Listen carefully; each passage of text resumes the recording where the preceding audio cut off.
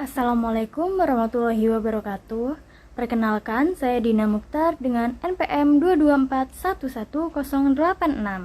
Saya dari Prodi Manajemen 22C. Di sini saya akan menjelaskan tentang apa itu penganggaran modal. Penganggaran modal adalah proses yang digunakan bisnis untuk mengevaluasi potensi proyek atau investasi besar. Membangun pabrik baru atau mengambil saham besar di usaha luar adalah contoh inisiatif yang biasanya memerlukan penganggaran modal sebelum disetujui atau ditolak oleh manajemen. Bagian dari penganggaran modal, perusahaan mungkin menilai arus kas masuk dan arus keluar proyek prospektif seumur hidup untuk menentukan apakah potensi keuntungan yang akan dihasilkan memenuhi tolak ukur target yang memadai. Proses penganggaran modal juga dikenal sebagai penilaian investasi. Jadi, penganggaran modal digunakan oleh perusahaan untuk mengevaluasi proyek dan investasi besar seperti pabrik atau peralatan baru. Prosesnya melibatkan analisis arus kas masuk dan keluar proyek untuk menentukan apakah pengambilan yang diharapkan memenuhi tolak ukur yang ditetapkan. Metode utama yang digunakan penganggaran modal yaitu mencakup diskon arus kas, analisis pengembalian, dan analisis throughput. Di dunia usaha dapat mengejar semua proyek dan peluang yang dapat meningkatkan nilai dan keuntungan pemegang saham. Namun, karena jumlah modal yang dimiliki bisnis untuk proyek baru terbatas, manajemen seringkali menggunakan teknik penganggaran modal untuk menentukan proyek mana yang akan menghasilkan keuntungan terbaik selama periode yang berlaku. Meskipun ada sejumlah metode penganggaran modal, 3 mode yang paling umum adalah diskon arus kas, analisis pengembalian, dan analisis throughput.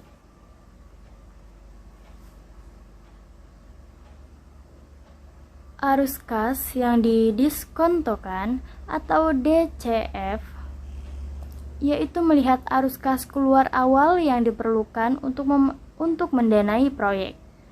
Campuran arus kas masuk dalam bentuk pendapatan dan arus kas keluar lainnya di masa depan dalam bentuk pemeliharaan dan biaya lainnya. Jadi, arus kas ini tapi tidak termasuk dengan arus kas awal didiskontokan kembali ke tanggal sekarang. Angka yang dihasilkan dari analisis DCF adalah Net Present Value atau NPV. Arus kas didiskontokan karena nilai sekarang mengasumsikan bahwa sejumlah uang saat ini bernilai lebih dari jumlah yang sama di masa depan karena adanya inflasi. Dalam setiap proyek pasti terdapat biaya peluang, yang berarti keuntungan yang akan diterima perusahaan seandainya perusahaan mengambil proyek lain.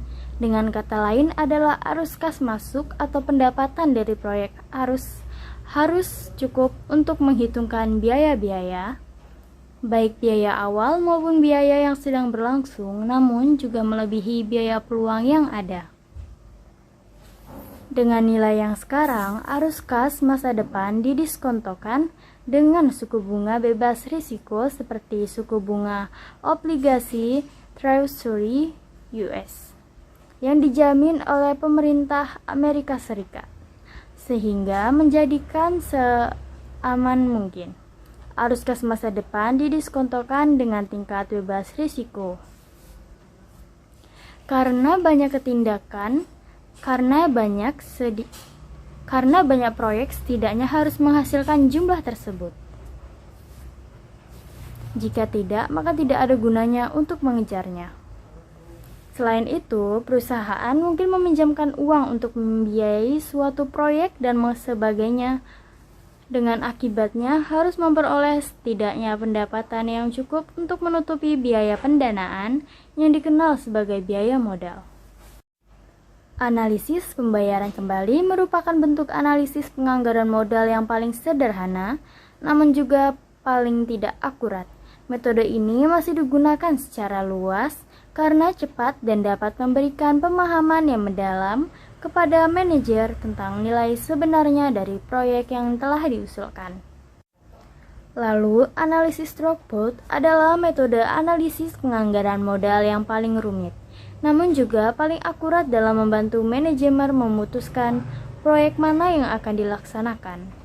Dalam metode ini, seluruh perusahaan dianggap sebagai satu sistem yang menghasilkan keuntungan. Rockport akan diukur sebagai jumlah material yang melewati sistem itu. Sekian yang saya sampaikan. Jika ada salah kata saya mohon maaf. Saya akhiri. Wassalamualaikum warahmatullahi wabarakatuh.